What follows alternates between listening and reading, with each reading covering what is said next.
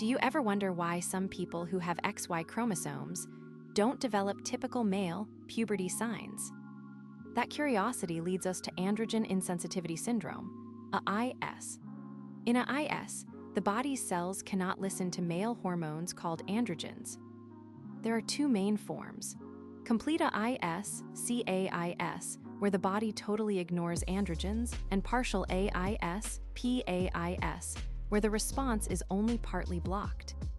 Think of it like a lock. The receptor that is broken, the key the hormone can't turn. The root cause of a IS is a change mutation in the androgen receptor AR gene that sits on the X chromosome. Because the gene is on the X chromosome, people who are assigned female at birth XX are usually not affected, while those with XY chromosomes can be.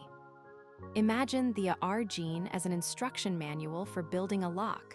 When the manual has an error, the lock does not work, so even though testosterone is present, the cells cannot respond to it. In complete IS, CAIS, a person looks and lives as a girl, external genitalia are typical female, there is no uterus, and testicles stay inside the abdomen or groin. Pubic and axillary hair is often very scant. In partial AIS, PAIS, the picture is mixed. A baby may be born with ambiguous genitalia. For example, a larger clitoris or a small penis, later develop some male-type hair and may have varying degrees of muscle growth. Imagine a child born with a girl-like body but later discovering testicles tucked away. That is a common story in CAIS. Doctors diagnose AIS by checking hormone levels high testosterone for someone who looks female, doing a DNA test for our gene changes, and using ultrasound or MRI to locate gonads. Treatment is tailored. For CAIS, doctors usually remove the undescended testes after puberty to lower cancer risk, and give estrogen pills so secondary female traits develop fully. For PAIS, treatment may include testosterone or estrogen, depending on the individual's appearance and wishes, plus possible surgeries to clarify genital anatomy. Throughout, counseling and support groups are essential. Think of a team meeting where the doctor, a psychologist, and the family discuss options together.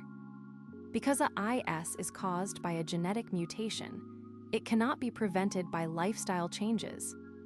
However, families with a known AR gene variant can seek genetic counseling before or during pregnancy.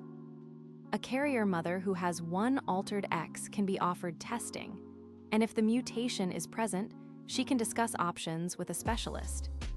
This knowledge helps families prepare and make informed decisions, even though the mutation itself cannot be prevented.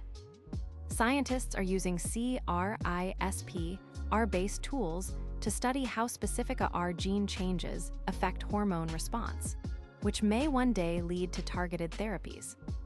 Long-term studies are also tracking health outcomes of people on hormone replacement, showing better bone density and mood stability. Patient advocacy groups are publishing guidelines that put the lived experience of a IS at the center of care, ensuring doctors